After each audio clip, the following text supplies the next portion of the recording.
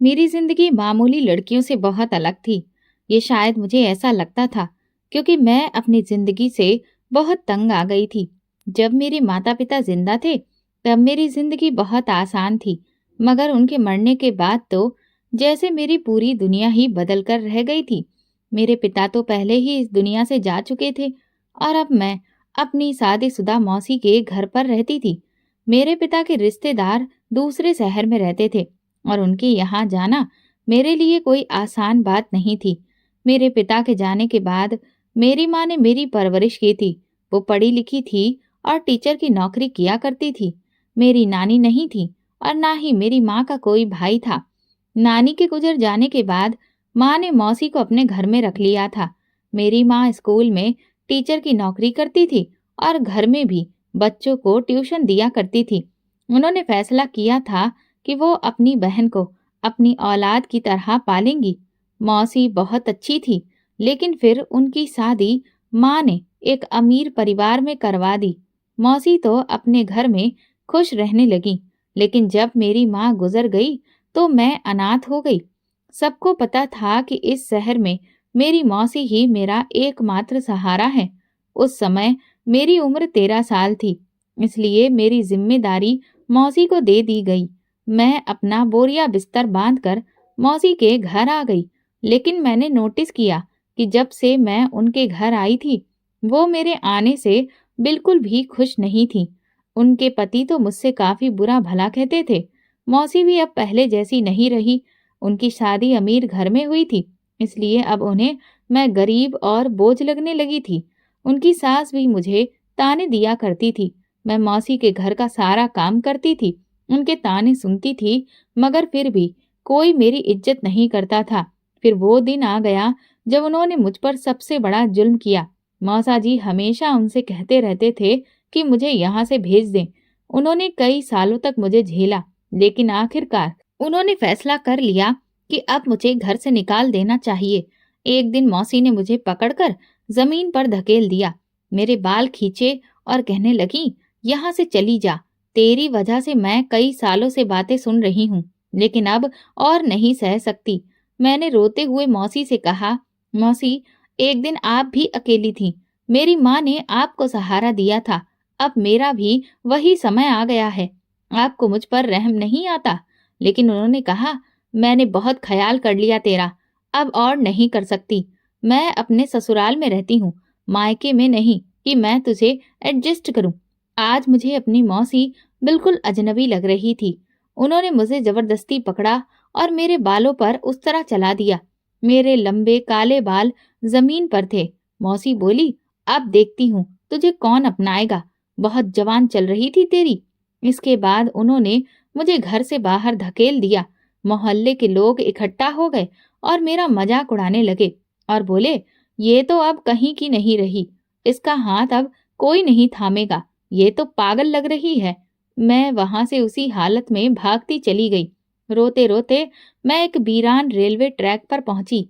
आसपास पूरा जंगल का इलाका था। मैंने सोचा कि अब मैं कहाँ जाऊंगी, कौन मुझे सहारा देगा। मेरी उम्र अब 18 साल हो गई थी। इतने सालों तक मैंने मौसी के घर रहकर उनकी खुशी के लिए हर मुमकिन कोशिश की थी, मगर आखिरकार उन्होंने मुझे ठुकरा दिया। मैंने एक गहरी सांस ली और आगे बढ़कर ट्रैक पर लेट गई और आंखें बंद कर ली। ट्रेन की आवाज साफ सुनाई दे रही थी। धीरे धीरे ट्रेन की आवाज मेरे करीब आ रही थी। जैसे ही मुझे लगा कि अब ट्रेन मेरे ऊपर से गुजर जाएगी कि अचानक किसी ने मेरा हाथ पकड़कर मुझे कसकर खींचा। इतनी कसकर कि मैं उसके साथ जमीन पर घिसट कर गिर गई। मुझे कुछ जगहों पर खरोंचें भी आ गई थी। मेरी आंख खुली तो सामने देखा, एक बहुत सुंदर जवान लड़की थी जिसके लंबे घने बाल थे। उसने ही मुझे ट्रैक से खींच लिया था। उसने कहा, क्या करने जा रही थी तुम? मैंने रोते हुए उसे अपनी कहानी सुनाई और कहा, तुमने मुझे क्यों बचाया? अब मेरी जिंदगी का कोई मतलब ही नहीं। उसने कहा, तो तुम बेसहारा हो, चलो मेरे साथ। मैं हैरान थी, ना मैं उसे जानती थी ना वो मुझे, मगर उसकी आवाज में ऐसी ताकत थी कि मैं इनकार नहीं कर सकी और उसके साथ चल दी। वो मुझे अपने घर ले गई, एक छोटा लेकिन मजबूत सा घर। उसने कहा, ये मेरा घर है, मैं यहाँ अपने भैया अर्चित के साथ रहती हूँ। उसका भाई घर पर नहीं था, लेकिन उसने मुझे अंदर बिठाया, पानी पिलाया और कहा, अब तुम सुरक्षित हो, कुछ मत सोचो, आराम करो। मैं सच में सुकून में आ गई थी। कई दिनों बाद पहली बार ऐसा लगा कि सब कुछ ठीक हो सकता है, लेकिन मुझे नहीं पता था कि ये सुकून सिर्फ दिखावे का था। थोड़ी देर के बाद अंबिका का भाई अर्चित घर में आया। वो दिखने में लंबा चौड़ा, सुंदर और प्रभावशाली था, मगर उसने एक नजर भी मुझ पर नहीं डाली और सीधे अपने कमरे में चला गया। अंबिका ने बताया, ये मेरे भैया हैं, मुझसे 3 साल बड़े हैं। हम दोनों भाई बहन यहाँ अकेले रहते हैं, हमारे माता पिता नहीं हैं। तुम भी हमारे साथ आराम से रह सकती हो। उसकी बात सुनकर मुझे यकीन ही नहीं हो रहा था कि क्या कोई किसी की इस तरह मदद कर सकता है। फिर उसने कहा, लेकिन हमारे घर में कुछ उसूल हैं जिन्हें तुम्हें फॉलो करना होगा। मैं चौंक गई। कैसे उसूल? अंबिका बोली, अगर तुम्हें यहाँ रहना है तो तुम इस घर से बाहर नहीं जा सकती। अगर लोग तुम्हें देखेंगे तो सवाल करेंगे कि तुम कौन हो। हम किसी को ये नहीं समझा सकते कि हमने तुम्हारी मदद की है। मेरे पास कोई और रास्ता नहीं था। मैं मौसी के घर भी नहीं जा सकती थी, सड़क पर भी नहीं रह सकती थी, और इस वक्त मेरी जिंदगी बचाना मेरे लिए सबसे जरूरी था। इसलिए मैंने यहाँ रुकने का फैसला किया। लेकिन मुझे अंदाजा नहीं था कि ये घर मेरे लिए कितना खतरनाक साबित होगा। ये कोई आम घर नहीं था, और सबसे अजीब बात थी कि अर्चित वैसा नहीं था जैसा दिखता था। अंबिका ने अपने भाई की बहुत तारीफ की थी, मगर मुझे वो अजीब लगता था। मैं मजबूरी में यहाँ रह रही थी, लेकिन ये घर जितना शांत दिखता था उतना था नहीं। अगले दिन अंबिका किसी काम से बाजार गई और मैं घर में अकेली थी। अर्चित भी घर में ही था और मैंने महसूस किया कि वो मुझे गौर से देख रहा था। मुझे डर लग रहा था कि कहीं वो मेरे अकेले होने का फायदा ना उठाए, मगर उसने कुछ भी नहीं कहा। वो बस चुपचाप बैठा रहा। शायद ऐसा व्यवहार उसकी आदत थी। मैं ऊपर वाले से प्रार्थना करती रही कि मेरी जिंदगी में सब कुछ ठीक हो जाए। धीरे धीरे मैं इस घर को समझने लगी। ये पुराना लेकिन मजबूत मकान था। लंबा आंगन, ऊंची छतें, लकड़ी के भारी दरवाजे और दीवारों पर पुरानी पेंटिंग्स। लेकिन इस घर के अंदर का माहौल रहस्य में डूबा हुआ था। सबसे पहली अजीब बात ये थी कि अर्चित ज्यादातर समय घर से बाहर रहता था। कभी कभी तो वो सारी रात भी बाहर बिता देता था। उसे इस बात की फिक्र होनी चाहिए थी कि घर में उसकी जवान बहन अकेली रहती है, या फिर उसने अपनी बहन को मुझ जैसी अनजान लड़की के हवाले छोड़ दिया था। एक दिन मैंने हिम्मत करके अंबिका से पूछा, तुम्हारे भाई कहाँ जाते हैं? उन्हें तुम्हारी चिंता नहीं होती? मेरे इस सवाल पर वो चौंक गई। फिर कुछ देर सोचने के बाद बोली, वे नौकरी करते हैं। उनकी दिन रात दोनों शिफ्ट की ड्यूटी होती है, इसीलिए वो बिजी रहते हैं। मैंने पूछा, कैसी नौकरी? वो पहले थोड़ी हिचकिचाई, फिर फौरन बोली, मेरे भैया बॉडीगार्ड हैं, लोगों की सुरक्षा करते हैं। ये जवाब मेरे सवालों को कम करने के बजाय और ज्यादा बढ़ा रहा था, क्योंकि अर्चित का स्वभाव किसी भी बॉडीगार्ड के जैसा नहीं लगता था। इस घर में एक कमरा था जो हमेशा बंद रहता था। मैंने कई बार उसे खोलने की कोशिश की, मगर वो हमेशा लॉक रहता था। एक दिन जब अर्चित घर में नहीं था तो मैंने फिर अंबिका से पूछा, ये कमरा किसका है? उसके चेहरे पर एक डर की लकीर उभर आई। उसने सख्त लहजे में कहा, तुम्हें इस कमरे से कोई ताल्लुक नहीं रखना चाहिए और तुम वहां जाना भी मत। उसकी आवाज इतनी सख्त थी कि मैं कुछ और पूछने की हिम्मत ही नहीं कर सकी। लेकिन अब मेरा शक और बढ़ चुका था। रात को जब अंबिका और अर्चित सो जाते तो कभी कभी मुझे उस बंद कमरे से धीमी धीमी आवाजें सुनाई देती। एक रात जब मैं अपने बिस्तर पर लेटी थी तो अचानक मुझे ऐसा लगा जैसे बाहर कोई है। मैंने धीरे से दरवाजा खोला और आंगन में झांका, मगर वहां पर तो कोई भी नहीं था। लेकिन तभी मैंने देखा कि बंद कमरे के दरवाजे के पीछे हल्की रोशनी झिलमिला रही थी। मेरा दिल तेजी से धड़कने लगा। ये रोशनी वहां कैसे आई? क्या कोई अंदर था? मैं धीरे धीरे दरवाजे के करीब गई और कान लगाकर सुना। अंदर कोई धीरे धीरे बातें कर रहा था। मैंने दरवाजे को हल्का धक्का दिया, मगर तभी अंदर कोई आहट हुई और मैं घबराकर पीछे हट गई। अगले ही पल रोशनी बंद हो गई। अब मेरा शक यकीन में बदल रहा था। इस घर में कोई राज था। अगले दिन जब अर्चित घर वापस आया तो मैंने महसूस किया कि वो मुझे बहुत गौर से देख रहा था। ऐसा लग रहा था कि जैसे वो मेरे दिमाग के अंदर झांक रहा हो। उसकी आंखों में कुछ ऐसा था जो मुझे धमकी दे रहा था। अब मैं समझ चुकी थी कि इस घर में सब कुछ वैसा नहीं था जैसा दिखता था। यहाँ कुछ छुपाया जा रहा था और ये रहस्य अर्चित और अंबिका दोनों ही जानते थे। आज पहली बार अर्चित ने मुझसे बात की थी। उसने कहा, तुम बार बार इस कमरे की तरफ मत आया करो। उसके शब्दों में कुछ ऐसा था कि मेरे रोंगटे खड़े हो गए। उसे पता था कि मैंने कल रात कुछ सुना था। ये घर, ये दोनों भाई बहन और ये बंद कमरा मुझे बेचैन कर रहे थे। अब मुझे यकीन हो चुका था कि मेरा यहाँ रहना कोई साधारण बात नहीं थी। जरूर इन दोनों ने मुझे किसी मकसद से अपने घर में जगह दी थी। मैं जितना इन रहस्यों से बचने की कोशिश करती, उतनी ही उनमें उलझती जा रही थी। अर्चित का रातों को घर से बाहर रहना, घर में किसी की आवाजें आना और इन दोनों भाई बहनों का अजीब बर्ताव, सब कुछ मेरे अंदर एक अजीब सा शक पैदा कर रहा था। सबसे बड़ा झटका मुझे उस दिन लगा जब अर्चित की गैर मौजूदगी में मैं उसके कमरे में चली गई। मैंने सोचा कि अंबिका तो घर के कामों में व्यस्त रहती है, तो क्यों ना मैं ही सफाई कर दूं। जैसे ही मैं झाड़ू लेकर कमरे में पहुंची और उसे बेड के नीचे डाला तो एक ऐसी चीज निकली जिसे देखकर मेरे पैरों तले से जमीन खिसक गई। मैंने उसे गौर से देखा। मेरी आंखें फटी की फटी रह गईं। मेरी चीख निकलने ही वाली थी, मगर मैंने खुद को संभाल लिया। ये क्या था? ये कैसे मुमकिन था? मेरा शरीर कांपने लगा था। मैंने इधर उधर देखा कि कहीं किसी ने मुझे देख तो नहीं लिया, लेकिन घर में पूरी तरह से खामोशी थी। मुझे अभी कुछ नहीं करना चाहिए, किसी से कुछ भी नहीं पूछना चाहिए। शाम को जब मैंने अंबिका पर गौर किया तो मुझे महसूस हुआ कि वो उलझी हुई लग रही थी, जैसे कि किसी बोझ तले से दबी हो। कहीं उसे तो नहीं पता चल गया कि मैंने बेड के नीचे वो चीज देख ली थी। अचानक अंबिका ने मेरी तरफ गौर से देखा और कहा, नम्रता, आज तुम कुछ परेशान लग रही हो। सब ठीक है? शायद वो मेरी परीक्षा ले रही थी। मैंने खुद को संभाला और कहा, हाँ हाँ, मैं तो ठीक हूँ, बस थोड़ा थक गई हूँ। वो कुछ देर तक मुझे देखती रही, फिर धीमे लेकिन सख्त लहजे में बोली, यहाँ ज्यादा चीजों के बारे में सोचने की जरूरत नहीं है नम्रता। जो भी देखा करो उसे भूल जाया करो और जो भी सुनो उस पर ध्यान मत दिया करो।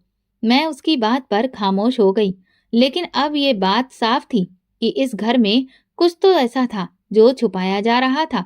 क्या ये मेरी मदद करने का बहाना था? क्या मैं किसी बड़े खतरे में फंस चुकी थी? उस रात मुझे नींद नहीं आ रही थी। मेरा दिमाग बार बार बेड के नीचे देखी हुई चीज के बारे में सोच रहा था।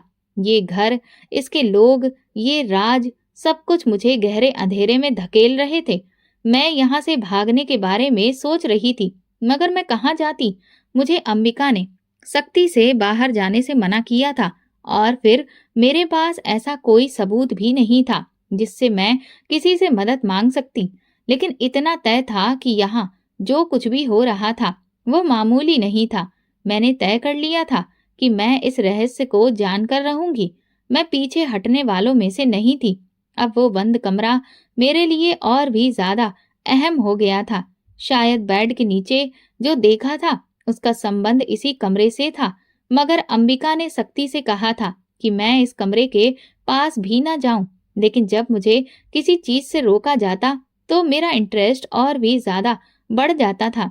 रात के समय जब अर्चित घर से बाहर था और अंबिका अपने कमरे में थी, मैं धीरे धीरे अपने बिस्तर से उठी। मैं बिना आवाज किए उस बंद कमरे के करीब पहुंची, जहां से अक्सर रात में रोशनी झिलमिलाती थी और किसी के बात करने की आवाजें आती थीं। मेरा दिल जोर जोर से धड़क रहा था। मैंने कान लगाकर सुनने की कोशिश की। कुछ देर तक तो खामोशी थी, फिर अंदर से धीमी धीमी आवाजें आने लगी। हाँ, वहां कोई बात कर रहा था। मैंने धीरे से दरवाजे के हैंडल को घुमाने की कोशिश की। वो बंद था, हमेशा की तरह, लेकिन आज मुझे अजीब सा एहसास हो रहा था। मैं कुछ देर वहीं खड़ी रही, फिर अचानक अंदर से एक आहट हुई, जैसे कोई दरवाजे के करीब आया हो। मेरा दिल धक्क से रह गया। मैं फौरन वहां से हटकर अपने कमरे की तरफ भागी और बिस्तर में घुस गई। नाश्ते के समय जब मैं अंबिका के बराबर बैठी तो मैंने महसूस किया कि वो मुझे बहुत ध्यान से देख रही थी। अचानक उसने पूछा, नम्रता, तुम रात में कहाँ थी? मैं चौंक गई। क्या उसे पता चल गया था? मैंने घबराहट छुपाने की कोशिश की और कहा, मैं तो अपने कमरे में ही थी। अंबिका ने सख्त लहजे में कहा, अगर तुम्हें अपनी जान प्यारी है और हमारे इस घर में रहना है तो हद में रहना पड़ेगा। मैंने तुम्हें पहले ही बताया था कि इस घर में रहने के कुछ उसूल हैं और तुम्हें उन्हें मानना होगा। मैं हैरान थी। आखिर इस बंद कमरे में ऐसा क्या था जो मुझसे छुपाया जा रहा था? क्या वहां पर कोई छुपा हुआ था या फिर कुछ ऐसा जो आम इंसानों के लिए नहीं था? अब मैं तय कर चुकी थी कि इस रहस्य को जानकर ही रहूंगी, चाहे इसकी कोई भी कीमत क्यों ना चुकानी पड़े। मुझे हमेशा से ये सवाल परेशान करता था कि अर्चित आखिर ऐसी कौन सी नौकरी करता था जिसमें उसकी एक भी छुट्टी नहीं होती थी।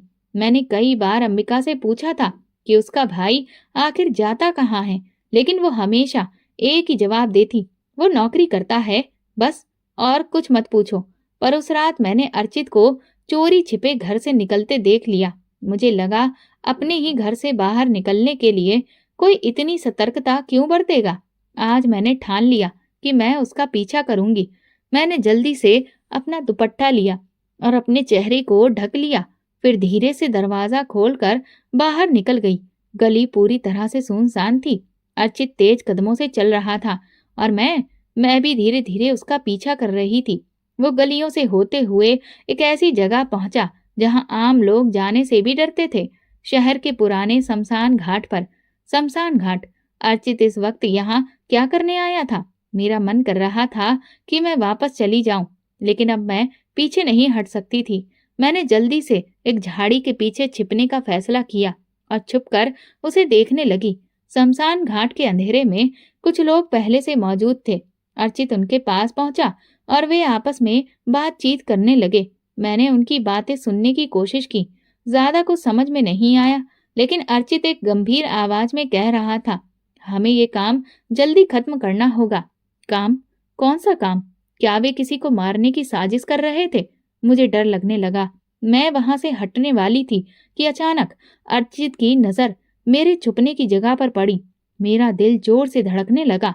मैं एकदम ठहर गई, सांस भी धीमी कर दी। लेकिन कुछ पल के बाद उसने मेरी तरफ से नजर हटा ली और वापस अपनी बातों में लग गया। ये मेरे लिए मौका था। मैं धीरे से पीछे हटी और अंधेरे में समा गई। फिर बिना एक पल गवाए मैं तेजी से घर की तरफ लौट आई। घर पहुंचकर मैंने दरवाजा धीरे से बंद किया और अपने कमरे में चली गई। मेरी सांसें तेज चल रही थी। सुबह सुबह अर्चित घर वापस लौटा। मैंने धीरे से दरवाजे के बाहर झांका। वो जेब से कुछ कागज निकालकर अलमारी में रख रहा था और फिर फ्रेश होने के लिए चला गया। यही मौका था। मेरा दिल जोर जोर से धड़क रहा था, लेकिन मैंने हिम्मत जुटाई और दबे पांव उसके कमरे में चली गई। मैंने कांपते हाथों से अलमारी खोली और कागजों को बाहर निकाला। जैसे ही मैंने उन्हें पढ़ना शुरू किया, मेरे पैरों तले से जमीन ही खिसक गई। ये एक लिस्ट थी जिसमें कई सारे नाम थे और हर नाम के साथ एक तारीख लिखी हुई थी। कुछ नामों के आगे निशान भी लगे हुए थे, जैसे कि वे पूरे हो चुके हों। मैंने उन नामों को ध्यान से देखा और मेरी आंखें फटी की फटी रह गईं। ये वही नाम थे जो पिछले कुछ महीनों से लापता हो चुके थे। मुझे चक्कर आने लगे। मैंने जल्दी से फाइल बंद कर दी, लेकिन तभी पीछे से एक आवाज आई, तुम यहाँ क्या कर रही हो नम्रता? मैंने घबराकर पीछे देखा। अंबिका उस वक्त दरवाजे पर खड़ी थी। उसकी आंखों में गुस्सा और डर दोनों थे। वो चिल्लाई, क्या मैंने तुम्हें मना नहीं किया था कि ज्यादा समझदारी मत दिखाओ? मैंने जल्दी से कहा, मैं तो बस सफाई कर रही थी।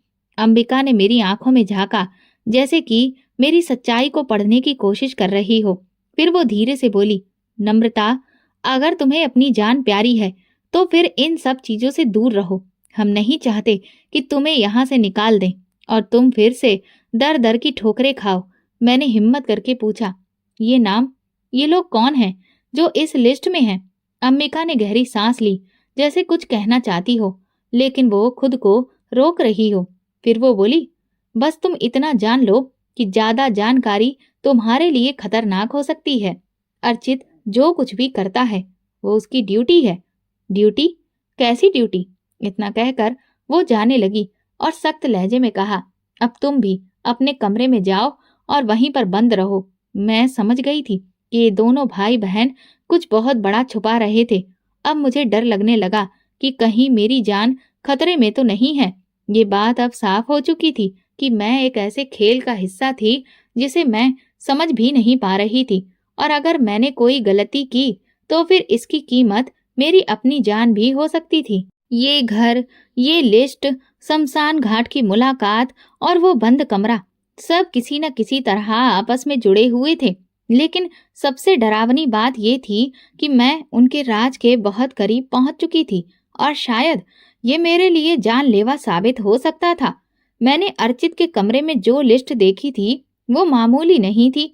ये उन लड़कियों के नाम थे जो हाल फिलहाल में लापता हो चुकी थी, और सबसे ज्यादा डराने वाली बात ये थी कि हर नाम के आगे अलग अलग तारीखें लिखी हुई थी। कुछ तारीखें बीत चुकी थी और कुछ आने वाली थी। क्या इन नामों के आगे निशान लगाने का मतलब था कि ये लड़कियां मर चुकी थीं? मेरा दिमाग काम करना बंद कर चुका था। अम्बिका बार बार मुझे चेतावनी दे रही थी, तुम यहाँ पर जो कुछ भी देख रही हो उस पर विश्वास मत करो।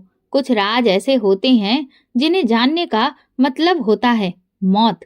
मैंने जब अंबिका से उस बंद कमरे के बारे में पूछा तो फिर उसके चेहरे का रंग ही उड़ गया। वो कुछ देर तक चुप रही और फिर धीरे से बोली, अगर तुम्हें अपनी जान प्यारी है तो उस कमरे के करीब भी मत जाना। पर अब मैं पीछे हटने वाली नहीं थी। मैं उस बंद कमरे का सच जानकर ही रहूंगी। रात में जब सब सो गए तो मैं धीरे से उस कमरे के पास गई। दरवाजा हमेशा की तरह बंद था। मैंने निराश होकर पीछे हटने का सोचा, लेकिन तभी मेरी नजर नीचे पड़ी जहां से हल्की सी रोशनी बाहर आ रही थी, और तभी मैंने सुना, प्लीज मुझे यहाँ से जाने दो, प्लीज मुझे बाहर निकालो। बंद कमरे के अंदर का खौफनाक मंजर, मेरा दिल जोर जोर से धड़कने लगा। क्या वाकई में वहां पर कोई बंद था? मैंने दरवाजे के नीचे से झांकने की कोशिश की, लेकिन मुझे ज्यादा कुछ नहीं दिखा। और फिर अचानक किसी के कदमों की आहट सुनाई दी। कोई दरवाजे की तरफ बढ़ रहा था। मैंने बिना कोई देर किए अपने कमरे की तरफ दौड़ लगा दी। अगले दिन अर्चित बहुत गुस्से में लग रहा था। उसकी नजरें बार बार मुझ पर उठ रही थीं, जैसे कि वो मेरे दिमाग के अंदर झांकने की कोशिश कर रहा हो। क्या उसे पता चल गया था कि मैं रात को उस कमरे के पास गई थी? अगर हाँ, तो अब मेरा क्या होगा? अगली रात जब अर्चित घर से बाहर गया तो मैंने मौका देखकर फिर से उस कमरे के पास जाने का फैसला किया, लेकिन इस बार मैं खाली हाथ वापस जाने को तैयार नहीं थी। मैंने चारों तरफ नजर दौड़ाई कि शायद कोई और रास्ता हो, और तभी मुझे दीवार का एक हिस्सा थोड़ा अंदर धंसा हुआ दिखा। क्या ये कोई खुफिया दरवाजा था? मैंने धीरे से उसे दबाया, और जैसे ही मैंने पूरी ताकत लगाई, दीवार हल्की सी हिली और फिर अचानक वो खुल गई। ये एक गुप्त रास्ता था जो सीधे उस बंद कमरे में जा रहा था। कमरे में जंजीरों में कैद औरत। मुझे तेज बदबू का एहसास हुआ। कमरा पूरी तरह से अंधेरा था, बस एक छोटे से बल्ब की रोशनी टिमटिमा रही थी, और तभी मैंने उसे देखा। कमरे के कोने में एक औरत जंजीरों में बंधी हुई थी। वो बहुत कमजोर लग रही थी। उसके कपड़े फटे हुए थे और चेहरा डर और बेबसी से भरा हुआ था। उसने कांपती हुई आवाज में कहा, प्लीज मेरी मदद करो, मुझे यहाँ से निकालो। मैं इससे पहले कि कुछ कह पाती, उससे पहले ही दरवाजे के खुलने की आवाज आई। अब क्या होगा? बाहर से किसी के कदमों की आहट आने लगी थी। अर्चित मेरे बहुत करीब था। अगर उसने मुझे यहाँ पर देख लिया तो मुझे मारने में एक पल भी नहीं लगाएगा। अब मेरे पास वक्त नहीं था। क्या मैं इस औरत को बचा पाऊंगी, या फिर अगली लापता लड़की मेरी ही कहानी बन जाएगी? मैंने जल्दी से खुफिया दरवाजे की तरफ दौड़ लगाई और जैसे तैसे उसे बंद कर दिया। मैंने सुकून की सांस ली और वापस अपने कमरे में आ गई, लेकिन मेरा दिल अभी भी जोर जोर से धड़क रहा था। इस घर में जितना समय मैंने बिताया था, हर लम्हा खतरनाक साबित हो रहा था।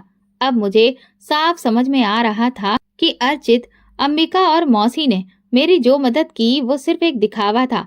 मुझे समझ में आ गया था कि जब तक मैं इस राज को पूरी तरह से नहीं खोलूंगी, तब तक मैं सुकून से नहीं रह सकती। मैंने फिर से अंबिका के बर्ताव पर गौर करना शुरू किया।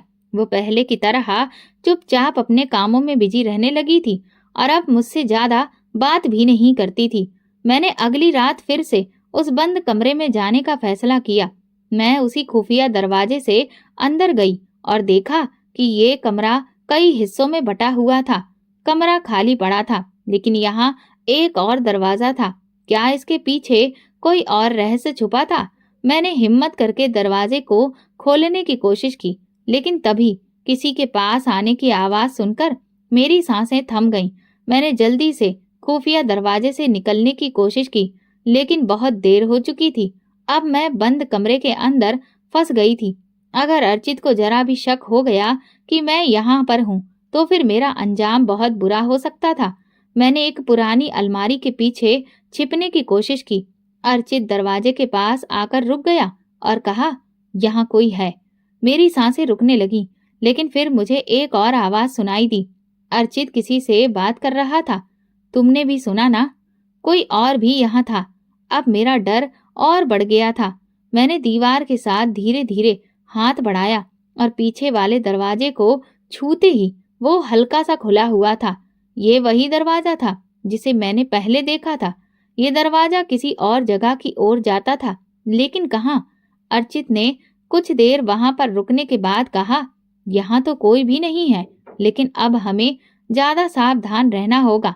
जैसे ही उसके कदमों की आवाज दूर जाने लगी, मैंने जल्दी से अलमारी का दरवाजा खोला। अलमारी में रखे कागजात और पुरानी चीजों के बीच में मुझे एक फाइल दिखी। ये वही फाइल थी जिसमें उन लापता लड़कियों के नाम दर्ज थे। मैंने जल्दी से पन्ने उल्टे और फिर मेरी उंगलियां कांपने लगीं। एक नई तारीख दर्ज थी, आखिरी मकसद। ये देखकर मेरी धड़कन रुक गई। अब अगला नंबर किसका था? क्या मेरा था? मैंने धीरे से दरवाजा खोला तो ठंडी हवा का झोंका महसूस हुआ और फिर मैंने देखा बेड के नीचे खून से सनी हुई चादर, जिसे देखकर मैं कई दिनों से डरी हुई थी। वही चादर मेरी आंखों के सामने थी। मेरे दिमाग में एक ही सवाल था, क्या अर्चित कातिल है? अचानक दरवाजे के पास से आवाज आई, तो तुमने सब कुछ जान लिया नम्रता? मैंने डरते हुए पीछे देखा। अर्चित मेरे सामने ही खड़ा था। उसकी आवाज में ना गुस्सा था, ना नरमी, बस एक अजीब सी ठंडक थी। ये सब क्या है? आप इन लोगों के साथ क्या कर रहे हो? मैंने कांपती हुई आवाज में पूछा। अर्चित धीरे धीरे मेरी तरफ बढ़ा और कहा, तुम गलत चीजों पर ध्यान दे रही हो नम्रता। जो तुम देख रही हो वैसा कुछ भी नहीं है। हर दिखने वाली चीज सच नहीं होती। लेकिन ये नाम, ये लापता लोग, ये खून और वो औरत, वो कहाँ गई? मैंने घबराते हुए पूछा। अर्चित ने मेरी तरफ देखा और जवाब दिया, अब तुम्हें सच जानना ही होगा। तो क्या मैं सच जान पाऊंगी, या फिर ये राज मेरे लिए अब एक नया मौत का दरवाजा खोल देगा? मैंने कमरे की तरफ इशारा किया। अर्चित कुछ समय के लिए खामोश हो गए, फिर गहरी सांस लेकर बोले, तुम्हें आज सब कुछ पता चल जाएगा नम्रता, मगर शर्त यह है कि तुम मुझ पर भरोसा करोगी और फिर मेरे साथ चलोगी। मैं घबरा गई और अजीब नजरों से उन्हें घूर कर देखा। उन्होंने कहा, चलो मेरे साथ। इस बंद कमरे के दरवाजे के पीछे मेरे कदम फौरन ही पीछे हट गए। मैं आप पर कैसे भरोसा कर सकती हूँ? मुझे आप दोनों भाई बहन बड़े ही अजीब लगते हैं। अर्चित ने शांत स्वर में जवाब दिया, अगर हम तुम्हें नुकसान पहुंचाना चाहते तो अब तक तो पहुंचा चुके होते। हमने सच में तुम्हारी मदद की है, तुम्हें अपने घर में पनाह दी है, मगर सच्चाई तुम्हें खुद देखनी होगी। मेरे पास अब दो ही रास्ते थे। मैं भागने की कोशिश करती, मगर फिर अर्चित मुझे रोक सकते थे। मैं उनके साथ जाती और खुद देखती कि आखिर वो क्या छुपा रहे थे। लेकिन अगर वे सच में मेरे साथ कुछ गलत कर देते। मैंने अपनी मुट्ठी भींच ली और खुद को मजबूत दिखाने की कोशिश की। अगर मैंने आज सच नहीं जाना तो मैं हमेशा शक में ही रहती। मैंने हिम्मत करके सिर हिला दिया। ठीक है, मैं आपके साथ चलती हूँ। अर्चित आगे बढ़े और धीरे से दरवाजा खोला। जैसे ही दरवाजा खुला, मैंने खुद को एक अंधेरी सुरंग में पाया। ये एक पुराना तहखाना था, मगर यहाँ हर चीज बड़े ढंग से रखी गई थी। दीवारों पर चार्ट और मैप्स लगे हुए थे। एक तरफ लोहे का संदूक रखा हुआ था। ये कोई आम जगह नहीं थी। मैंने पलटकर अर्चित की तरफ देखा और पूछा, ये कौन सी जगह है? उन्होंने धीरे से कहा, ये वो जगह है जहाँ सच छुपा हुआ है। मैंने गौर से चारों तरफ देखा और फिर जो नज़ारा मैंने देखा वो मुझे हैरान कर गया। सामने बैठे लोग जो मरे नहीं थे, कुछ औरतें और बच्चे बैठे हुए थे। वे सब जिंदा थे मगर डरे हुए थे। अब तक मेरे दिमाग में यही था कि अर्चित लोगों को मार रहे थे, मगर यहाँ तो सब कुछ उल्टा था। वे लोग डरे हुए थे मगर उनके चेहरे पर एक अजीब सी बेफिक्री थी, जैसे वे किसी खौफनाक हकीकत से बचकर यहाँ आए हों। क्या ये लापता लोग थे? क्या ये वही लोग थे जिनके नाम लापता लोगों की लिस्ट में थे? अर्चित ने मेरे चेहरे का एक्सप्रेशन देखा और गहरी सांस ली। नम्रता, जो कुछ भी तुमने देखा और समझा वो हकीकत का सिर्फ एक रुख था। मैंने बेचैनी से कहा, तो फिर असली हकीकत क्या है? अर्चित बोले, ये सब वे लोग हैं जिन्हें उनके अपने घरवाले मार देना चाहते थे। ये बेसहारा लोग हैं जो समाज के जुल्म से भागकर यहाँ पनाह लेने के लिए आए हैं, बिल्कुल तुम्हारी ही तरह। मैं हैरान रह गई। क्या? मेरी आंखें फटी की फटी रह गईं। अर्चित ने दीवार की तरफ इशारा किया। वहां एक चार्ट टंगा हुआ था। इसमें वे सभी नाम थे जो मैंने फाइल में देखे थे। गैरत के नाम पर मरने से बचाई गई औरतें। ये वही लड़कियां और औरतें हैं जिन्हें गैरत के नाम पर मरने से बचाया गया है। मैंने कांपती हुई आवाज में पूछा, तो फिर वो बेड के नीचे खून से सनी हुई चादर किसकी थी? अर्चित कुछ देर खामोश रहे, फिर बोले, एक लड़की बहुत जख्मी हालत में हमारे पास आई थी जिसे मैंने बचाया था। मैंने उसका इलाज घर में ही किया था, क्योंकि मैं सिर्फ एक सोशल वर्कर नहीं बल्कि एक सीबीआई पुलिस ऑफिसर भी हूँ। मेरा काम ही ऐसी बेसहारा लड़कियों को बचाना है। मैं उन्हें अपने घर में लेकर आता हूँ ताकि वे एक नई जिंदगी जी सकें। मैं हैरान थी। अंबिका ने भी इस राज को कई सालों से छुपाया हुआ है। हम इन औरतों के रिश्तेदारों को सजा दिलवा सकते थे, लेकिन सजा से कुछ नहीं होता, क्योंकि ये समाज उन्हें फिर भी अपनाएगा नहीं। अगर ये वापस बाहर गईं तो उनके घर वाले इन्हें फिर मार डालेंगे। मैंने डरते हुए पूछा, लेकिन आप शमशान घाट क्यों जाते थे? अर्चित बोले, शमशान घाट पर मेरी ड्यूटी थी। वहां भी कई अनजान लाशें मिलती हैं जिनका कोई नाम नहीं होता। कई बार वो लड़कियां होती हैं जिन्हें समाज ने खत्म कर दिया। अब सब कुछ साफ था। अब समझी नम्रता, हमने तुमसे कहा था कि घर से बाहर मत जाना ताकि ये राज दुनिया तक ना पहुंचे। यहाँ के लोग बहुत सुकून से जी रहे हैं। मेरी गलतफहमी दूर हो गई।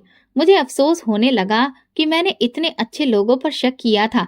इस घर में जो कुछ भी हो रहा था वो गलत नहीं था, बस मेरे देखने का नजरिया गलत था। अब मुझे यकीन हो गया कि हर बार जो हम देखते हैं वो सच नहीं होता।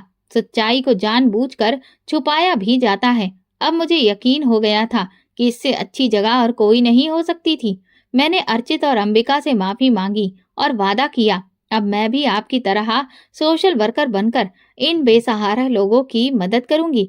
आज इस हादसे को 7 साल हो चुके हैं। मैं आज भी इसी जगह पर रहती हूँ और समाज सेवा कर रही हूँ। जो लोग बेसहारा होते हैं, जिनका इस दुनिया में कोई नहीं होता, मैं उन्हें तलाशती हूँ और उनकी मदद करती हूँ। दोस्तों, अगर आपको हमारी कहानी पसंद आई हो तो प्लीज कमेंट करके जरूर बताइएगा। वीडियो को लाइक करिए और ज्यादा से ज्यादा शेयर करिए। अगर आप चैनल पर नए हैं तो सब्सक्राइब जरूर करें और नोटिफिकेशन बेल को दबाएं ताकि अगली अपडेट सबसे पहले आपको मिले। धन्यवाद।